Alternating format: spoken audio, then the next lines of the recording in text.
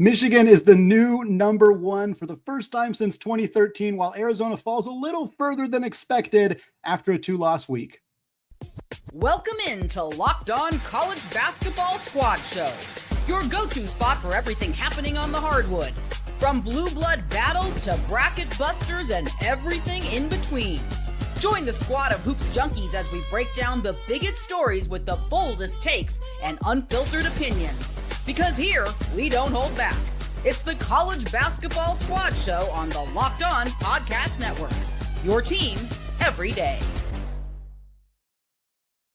What's up, folks, and welcome into the Locked On College Basketball Squad Show. I am your host, Andy Patton, joined today by a handful of our fantastic Locked On hosts, and you're joining us here at the Locked On Podcast Network, of course, the number one sports podcasting network. I want to thank all of you for making the show your first listen or your first watch of the day, and remind you that today's episode is brought to you by Mazda. Wins define the moment, but putting in the work, that's what defines you. Stay tuned for highlights in this week's Moving the Game Forward. There's more to a Mazda because there's more to you.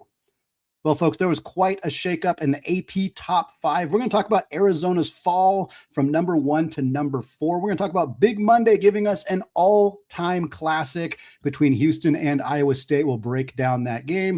We'll also talk about Jerome Tang's departure from Kansas State, and I swear there will be other non-Big 12 topics that we talk about on this show as well. But I do want to start with what we saw from the AP poll. I don't think we were surprised to see Michigan move to number 1. Obviously, Arizona having dropped both those games last week at Kansas and then losing to Texas Tech at home. But I was a little surprised at how far Arizona fell, all the way from 1 down to 4. And JJ, I want to start with you. Obviously, the host for Locked On Blue Devils, you see Duke. They move up to number 3.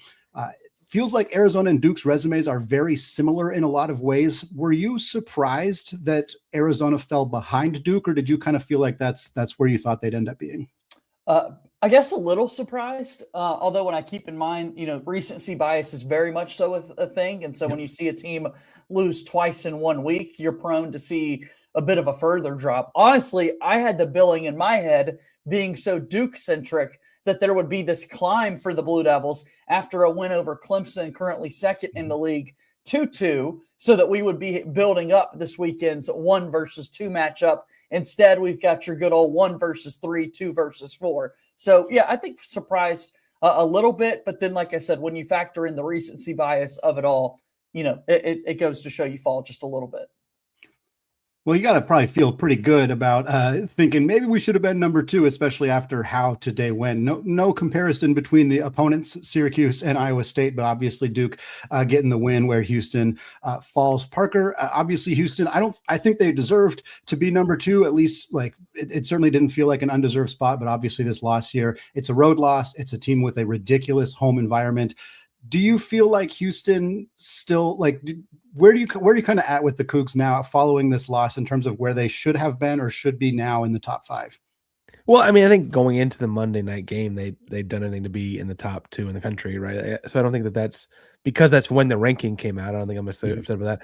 Sampson said so Houston first got their number 1 overall in the AP poll like 4 or 5 years ago, back when they were in the American, and he was very upfront and blunt. Like all of these spots, 1 through 25, are just kind of rented, and you hold on to it until you lose, and then you drop it all. Like it's not a big deal in that sense. You're just trying to get better every week. Now, I will say, if Houston loses tonight to Iowa State, and then on Saturday to Arizona, and then the following Monday to Kansas, because that is the 3-game stretch we're at right now, they probably drop a lot more than a couple of spots.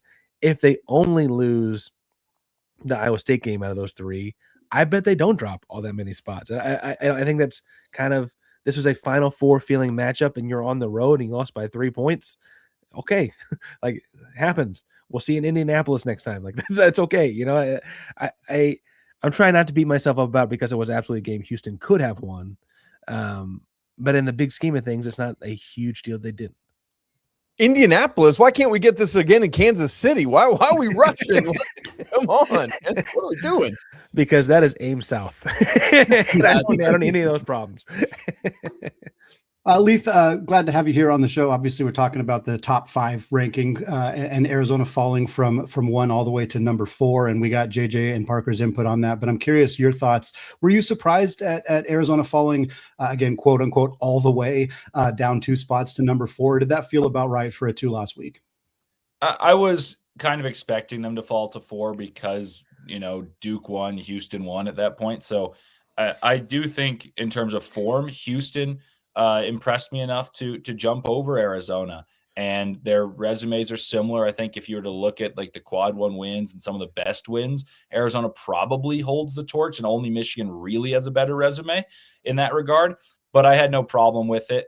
I think it had UConn jumped over Arizona. That's where I would have had an enormous gripe, considering Arizona had beaten UConn and they play in a far better conference. But I had no gripe about Houston jumping over. And honestly, in watching that game, I came away very impressed with Houston. Iowa State did a great job closing, but I came away impressed with Houston. Arizona, I think part of the thing that's hard for my fans to kind of cogitate and think about is Koa Pete's been ailing for a couple of weeks. I think I said it last show. I thought he was going to miss some time because he looked hurt. Mm-hmm. And the full Arizona team hasn't lost, and the team that's got it hindered, Koa Pete, has.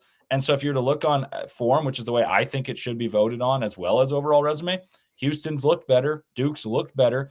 When Arizona's right, I'd probably still take Arizona over Duke. Houston scares me a little bit, but I got no problem with number 1.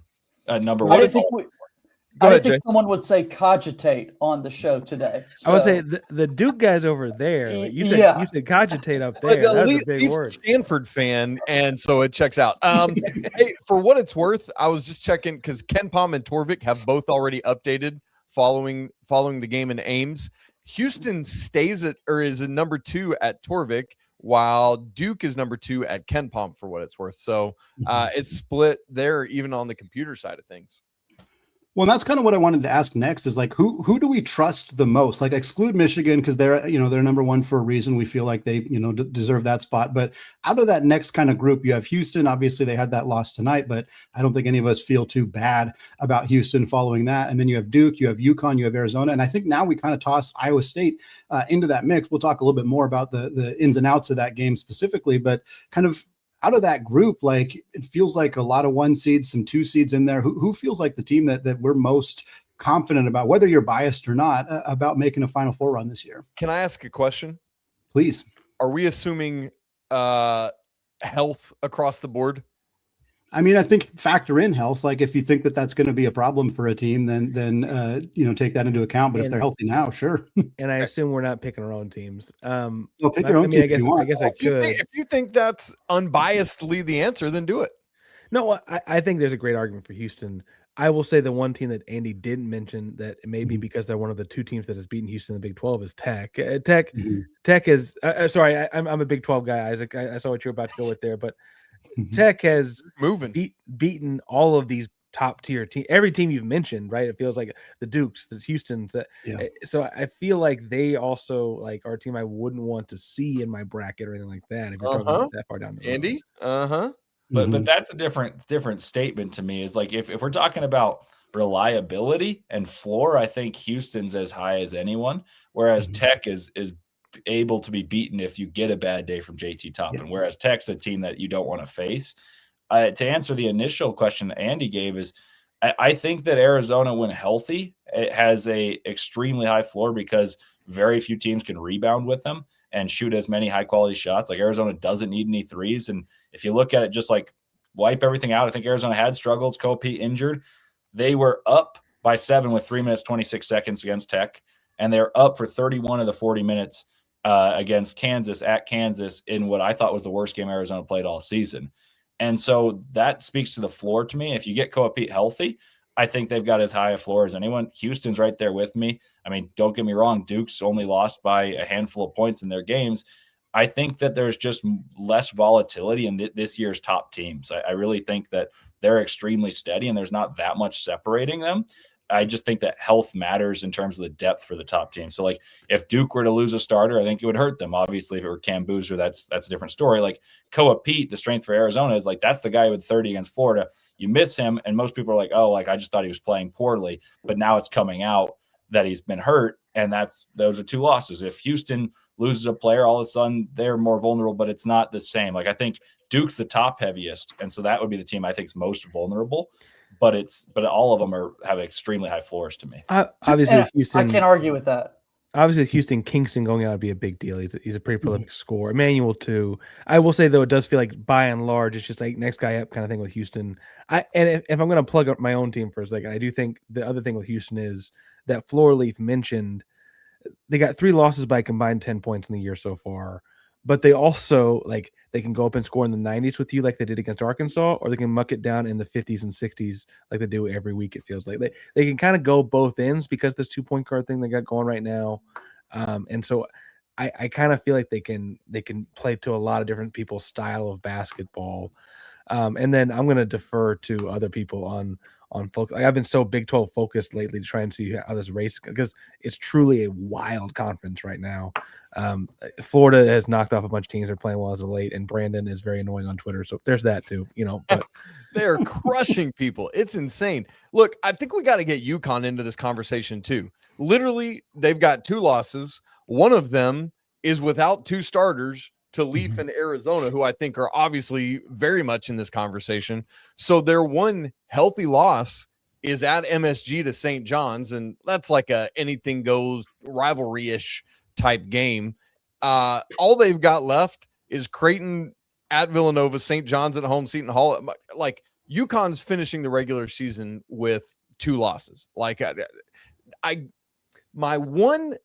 feel like the floor is very high. However, I feel like margins of victory have not been as robust as I would maybe hope they would be. So that gives me a little bit of cause of pause in terms of the answer to Andy's specific question. But man, UConn's got to be in this conversation. Well, historically, does it feel like it's a soft Big East this year? Absolutely. Okay. All right. It is, and I think as the Gonzaga person, I don't think I can make this argument in good faith, but when you play in a conference like with heated rivalries the way that the Big East has, and the Big East is down, it's going to make your margins tough because Georgetown's going to bring everything that they got. Seton Hall is going to bring everything that they got.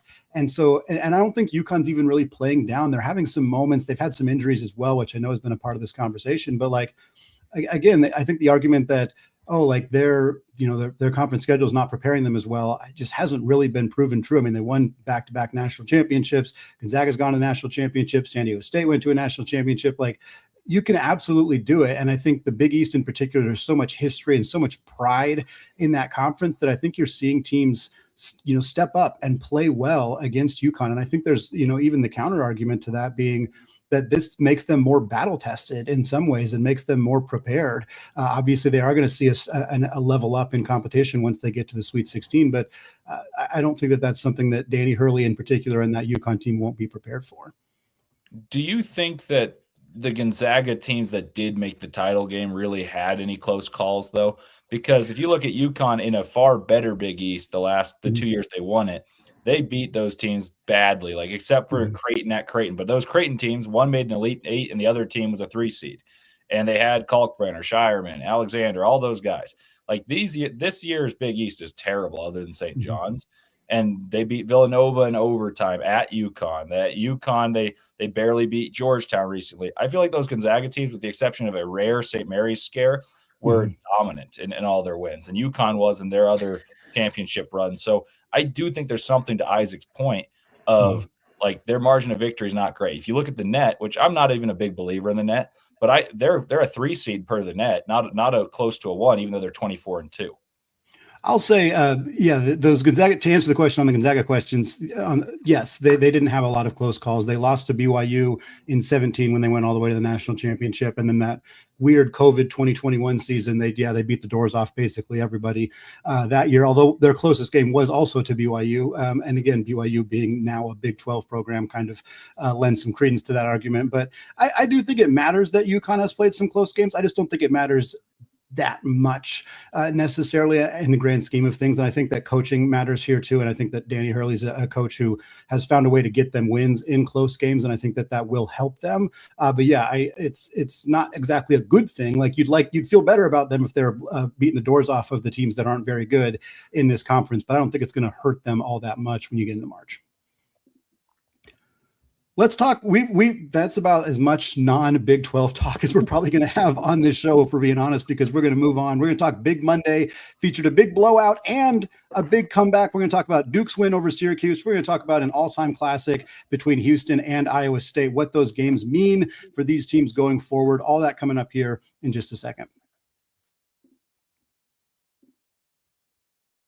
But first, folks, this is Mazda's moving the game forward. For those who show there's more to the score than what's on the screen, and we'll talk about this game more in a second, but Iowa State down 10 with under 8 minutes to go at home against number 2 Houston. They went on a 17-4 run, secured the win. Tamin Lipsey got a clutch rebound in the final seconds to ice this game, proving that height doesn't measure heart. And that's what reminds us what it really takes to raise the bar. It's that extra work on the court. It's dialing in every detail. It's giving it that extra fire, that grit, and that never quit attitude. Mazda puts that same passion into every model. Highlights make the reel, but what it took to get there, that's what makes it count. And there's more to a Mazda because there's more to you.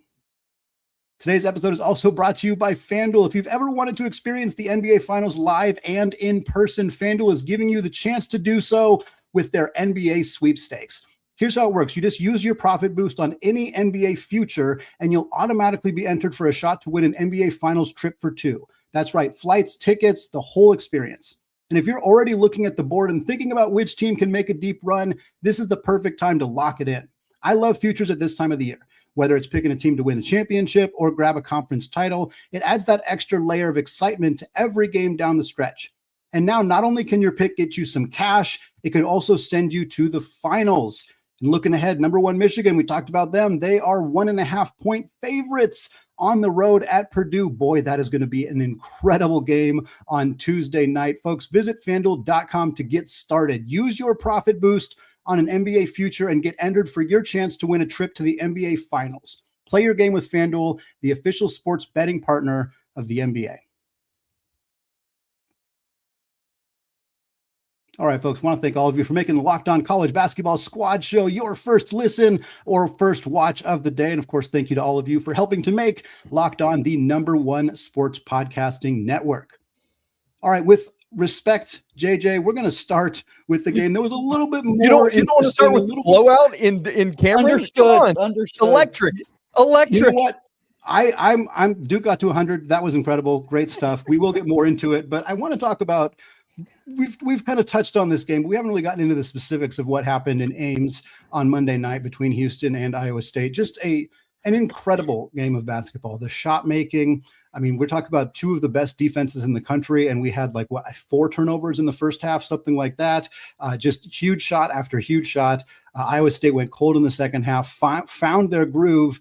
They always talk about Ames magic, and it really felt like that was there. Parker, I know we've kind of talked about this game a little bit, and I'm sure you've been talking about it for the last hour and a half or so, but just kind of big picture, what this game was like, just watching it and kind of seeing 2 of the top 6 teams in the country going at it on Monday night. First, Andy, we got to fix your verbiage here because Cyclones fans are going to vilify you for saying Ames magic instead of Hilton magic. Apologies. we got to get that right. I will not have us being slandered for our incorrect verbiage. Okay, Parker, go ahead. There's another apology to add at the end of the show. No, so I look, I walk away from this game and trying to be level-headed, like, okay, Houston absolutely could have walked out of Ames with a victory. They were up 10 points with about 7 minutes left. And then things went dry. Things went dry with Emmanuel Sharp on the bench with foul trouble. Things went dry for just their own shot making. They just couldn't make shots. For what it's worth, I don't know why a kicked ball is not reviewable, but a kicked ball is apparently not reviewable. And there was a fairly egregiously called kickball play where it actually hits JoJo Tuckler's hand very clearly.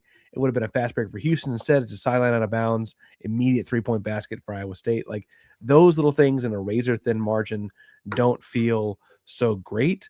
But honestly, you're also like, okay, it's mid-February. You're up 10. You probably should have come out with that one, whatever. I do think, though, that there were a couple, things that you mentioned that are big picture for Houston. Like, okay, Houston's defense is their calling card. They only turned Iowa State over 3 times.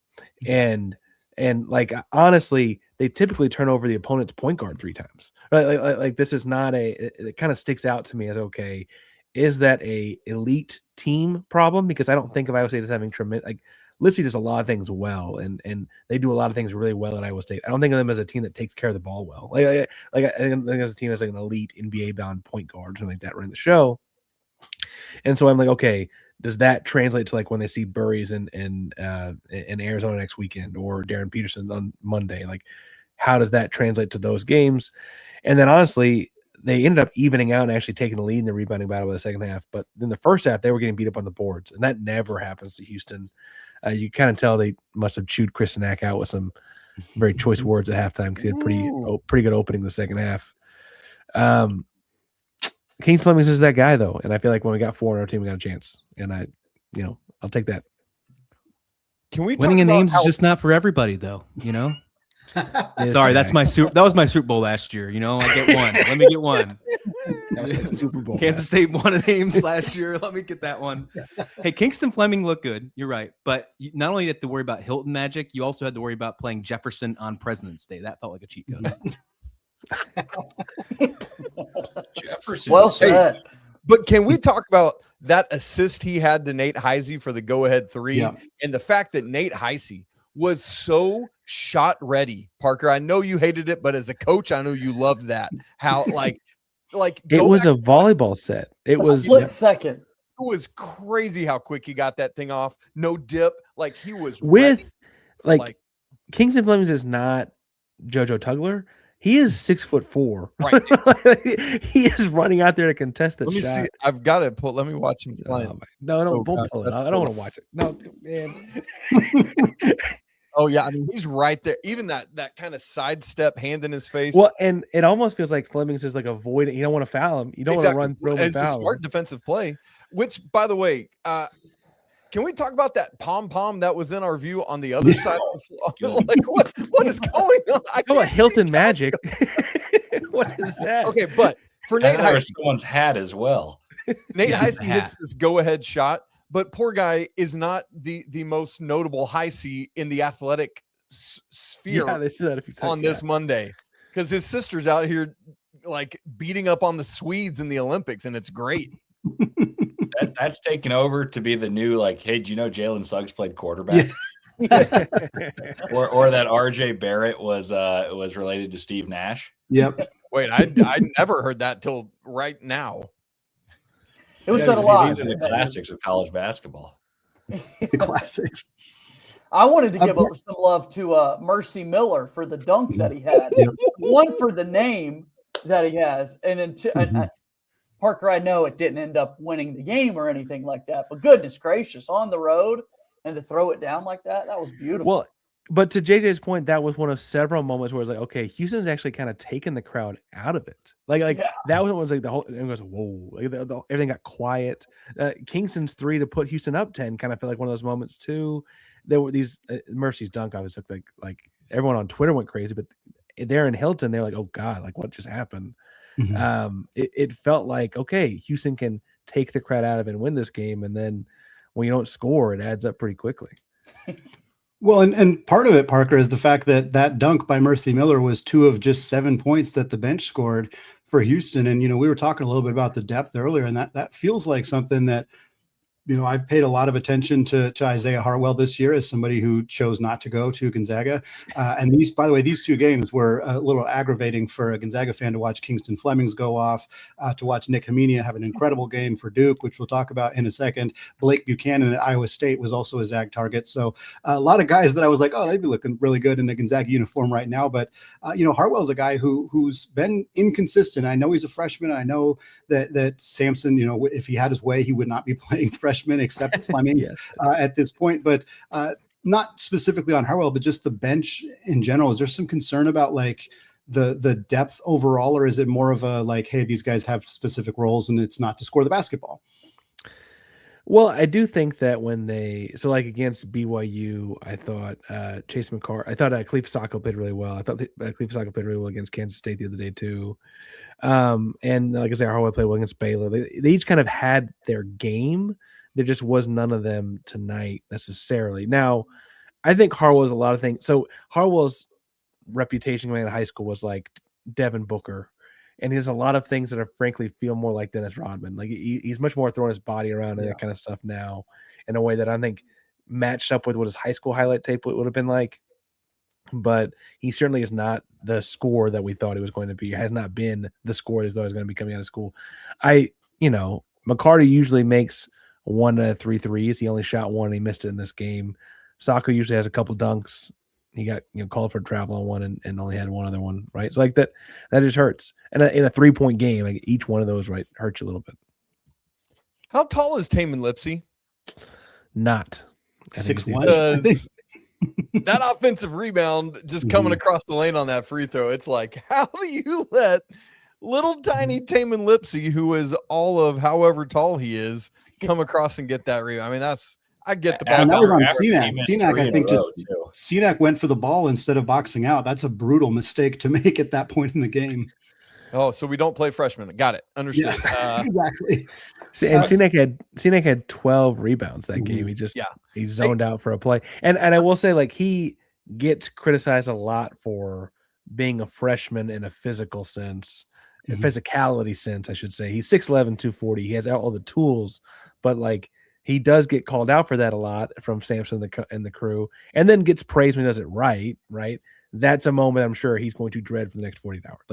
Like that will be rough for the next 48 hours. But that possession where he had like 47 offensive rebounds in a row was crazy. Do we know anything about Isaiah Harwell's ankle yet? Speaking of him, he came back in the game. I just couldn't tell how he looked once he was back. That's fine. Yeah, he played on it. I can't. I don't like to gradiate that. If you played, you played. If you didn't, you didn't. I can't. In between there, it's like you're somewhere in the middle. Well, then I'm just gonna sit out anytime I heard anything ever. Okay, how welcome about to the NBA? Yes, Duke just obliterated Syracuse. They should. That was fun. And wow.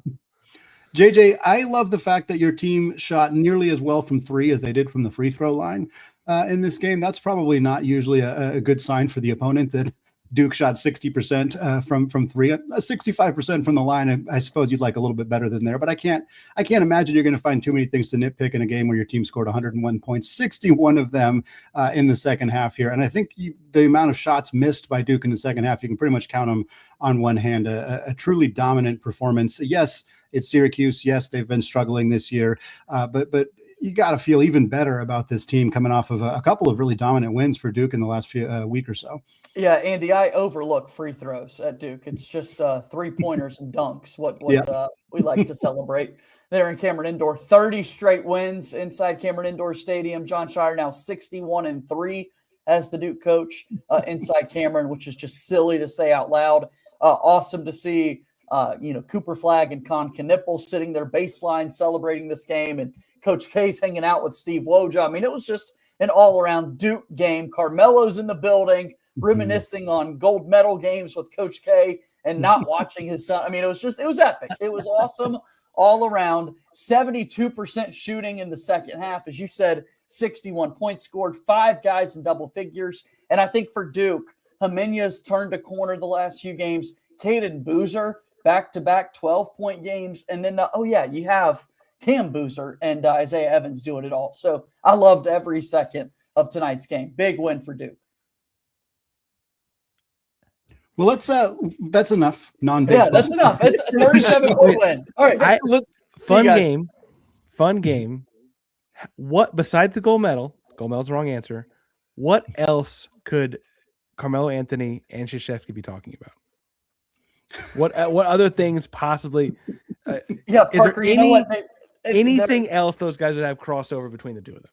I do think both individuals enjoy a glass of wine. I was about to say wine. That was yeah. Hey, did I see? Go ahead. No, I was just beyond that. I don't. They had shared experiences winning gold medals. Did I see Wojah sitting there with Coach K too? Of course. All-Star break. Everybody comes back. Somewhere a floor was being slapped. And because Jay Williams was up on the broadcast. Yeah, it was a perfect night. Man, I love it. Was he leading a chant of Tar Heels? I think that's how that was going, right? Okay. And he admitted to a third personal foul in the 2001 championship game. So I don't know if he's allowed back for the Duke Ring of Honor. Well, we want to talk about one of the biggest storylines in college basketball in the last day or so, as a great day for Duke fans, and I think a great day in some ways for a lot of Kansas State fans on Sunday. Pretty happy to see Jerome Tang out the door, but I'll tell you what, this process is about to get very, very messy. We're going to talk about Tang's dismissal from Kansas State, the buyout, all of the storylines coming out of this big story coming out here in the Big 12, all that coming up in just a second. But first, folks, workplace chaos, deadlines stacking up, inboxes overflowing, and the one position that you need to fill is still open. And when the pressure's on and you need the right hire, that's a job for Sponsored Jobs. Indeed Sponsored Jobs helps you reach the people who actually fit what you're looking for with skills, experience, and location, so you're not just hoping the right candidate stumbles across your post. And here's a stat that says it all. In the minute that I've been talking to you, companies like yours made 27 hires on Indeed, according to Indeed's data worldwide. So if you're hiring, spend less time searching and more time actually interviewing candidates who check all your boxes. Less stress, less time, and more results. When you need the right person to cut through the chaos, this is a job for Indeed Sponsored Jobs. And listeners of this show will get a $75 sponsored job credit to help get your job the premium status it deserves at Indeed.com/podcast. Just go to Indeed.com/podcast right now and support our show by saying you heard about Indeed on this podcast. Indeed.com/podcast. Terms and conditions apply. Need to hire? This is a job for Indeed Sponsored Jobs. All right, folks, closing out the show, talking about the big story. Sunday evening, we found out that Kansas State is going to dismiss head coach Jerome Tang, which, Isaac, you and I started Locked On College Basketball in the 22-23 season, and it would have been unfathomable at the end of that year when the Marquise Noel and Keontae Johnson lead that team to the Elite Eight. Tang is on top of the world. Arkansas is throwing all the Tyson chicken money they possibly can to try to get him. Kansas State signs him to a massive extension, and nobody really questioned it at the time because of how phenomenal he had been in that first year. He was a longtime assistant coach at Baylor, had a strong reputation. And now here we are, and it doesn't feel like a shock. The biggest shock about the situation is that Kansas State is attempting to fire him for cause and is trying to get out of paying the $18 million buyout, which, again, they agreed to because they needed to put that in the contract to keep him in Manhattan. What a story. Christian, we'll go to you first, obviously, as our host of Locked On Kansas State. What was your initial reaction to finding out that this was actually going to happen here in the middle of this season as opposed to after the year or, down the line when that buyout shrank a little bit? Yeah, well, before that, now all I can think about is I wish one of those Arkansas Dino Nuggets hit and actually landed. And maybe we wouldn't be in this same situation right now of firing Jerome Tang on Sunday. It was wild. I thought that it was needed to happen. Poor performance the last 2 years when you're sitting at the top of the transfer portal rankings, at least in the eyes of some of the industry rankings, after Coleman Hawkins last season, after PJ Haggerty this past year. And although PJ Haggerty's having a great season, he's second in the country in scoring. It's just not enough. You're sitting at the bottom of the Big 12, 1-11 in conference play. You knew it had to happen, but $18.67 million buyout you're owed. You just don't think it's never going to happen. And then post the season, May 1st, it only goes down to $15 million. And then, you have to worry about the fact that the transfer portal is already done. So is it even worth doing it then? Then you enter the whole fact of it being for cause, and the reason for cause, I'm not going to lie to you, and I have been completely honest with my everydayers on the show. It's soft. It's completely bogus, the fact that why they're trying to go for this and saying the reason that they're going for cause is because how he talked about the players and the presser. I mean, let's just talk about it here. This is a national college basketball show. How many times we've heard UConn coach Hurley talk about his players? I mean, that's the first one that comes to my mind. I mean, Scott Barnes from Tennessee talks about players getting benched for years ago. When the new NIL happened, he benched his players and said it's the new business now. It's just the way it is. Mick Cronin's a perfect example. So it's just, to me, it's just wild. I don't know if Kansas State has a leg to stand on. He's hired some very interesting legal counsel in Tom Mars and Bennett Spire. Tom Mars was in part of the recent legal settlement when it came to Trinidad Chambliss of Ole Miss, the quarterback, to get an extra year of eligibility. So it's going to be very interesting, and I think it's going to get ugly pretty quick.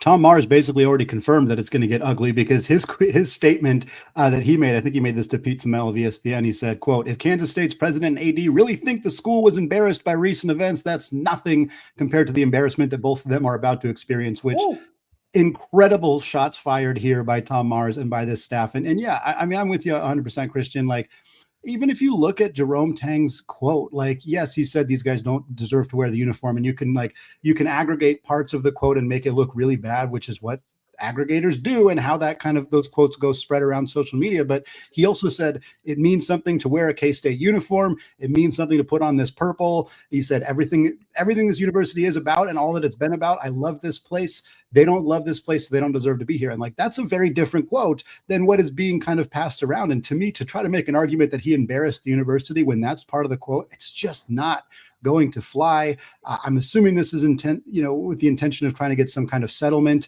out of this and just work with Tang to pay him less. But I don't think this is going to go very well for Kansas State. And it already seems like it's off to a pretty bad start. Nobody really wants to defend Jerome Tang as a coach. It hasn't been good, but a whole lot of people are defending the fact that he signed a contract and Kansas State should be honoring it. And if they didn't want to fire him because he was doing a bad job, they shouldn't have put an $18.6 million buyout on that deal.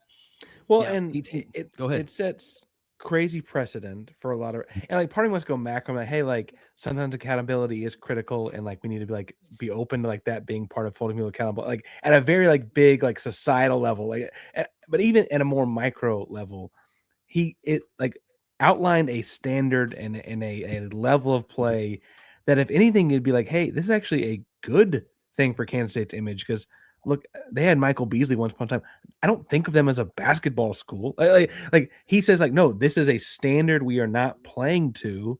It's almost a positive spin on what it should. Like, this is what people should be equating Kansas State with, this specific level of basketball, and we're not living up to it. And suddenly that's the drawback.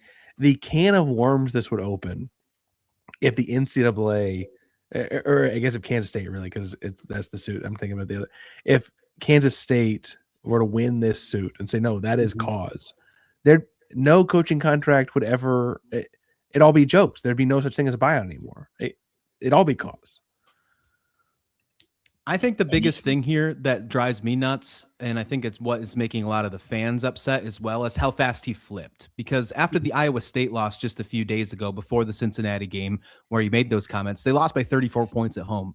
And he said he wasn't disappointed in his team. He said the fans didn't deserve a reason to have a reason to why they're struggling right now. And then the next game when they lost by 29 to Cincinnati, obviously a worse team than Iowa State, that's when he went completely scorched earth on his players. A lot of people, I think, felt it was performative, and I think that's what caused this. A national media kind of smear campaign started as well. We saw PTI, we saw Fox Sports, everybody start doing this, and then that's when the athletic director decided that all of a sudden that he's concerned how it looks against the student athlete. So it's very suspect. Yeah, look, I know no one's firing Kelvin Sampson. He went out public and said we were poor. So yeah. Everyone's been giving him money since then, and it's a great story. Great story. Mick Cronin gave him $1, didn't he? Yeah. And said every dollar counts. What happened when Rick Pitino called his team soft and slow laterally? It was like, oh yeah, slow laterally. That was like 3 years. Yeah, revitalization of the St. John's. Then the next year they were the 2 seed, and ironically, I was actually at that game. I was sitting there, and then all of a sudden I get this alert while I was waiting to leave New York. And I get this alert. It's like Rick Pitino goes crazy. I was like, wait a minute. I was just in there. How did this happen? And sure enough, so slow laterally and soft and not meant to be playing basketball in the 2020s. Those mean nothing if you can't say that guys like didn't deserve to wear the jersey. So, you never want to hear that stuff, but I think it's ridiculous to try to get cause out of that. Yeah, I completely agree. Coach, how do you adjudicate? Because now I'm sitting here trying to think where is the line? Like, I'm just trying to coach my dudes, and I know how to coach my dudes and how to get the best out of them. But now I've got this in the back of my head, like, man, if I challenge these guys, if I hold them accountable, have I crossed the line? Am I going to get fired for cause? Which, fine, give me millions of dollars to go away. I'm great with that. But it's like if I actually want to coach and not be a millionaire and not do anything, then I don't know how to handle this. I'll take the millionaire. You take the coaching. We'll call it good. We'll call it good. There you go. And what are you giving up? That's another question too, right? Like, what are you giving up by doing this? Maybe you win a couple $1 million back, but you get your entire program dragged through the mud while it's happening, and you still have to go hire a head coach. And athletic director Gene Taylor has noted that he wants to go get a head coach with head coaching experience. He talked about that in the press conference after the statement about Jerome Tang being fired, which again is a knock towards Jerome Tang because he was only an assistant coach at Baylor before he taking the head coach job for Kansas State. But what head coach, at least at the power level, is going to want to possibly make that transition to Kansas State if this is the president from the leadership of the university right now? That is a very tough pill to swallow if you're a Kansas State fan. Coach without a job. Well, Jared Haas. The shame is that it as a Big 12, and I mean, Be perennially on the bubble.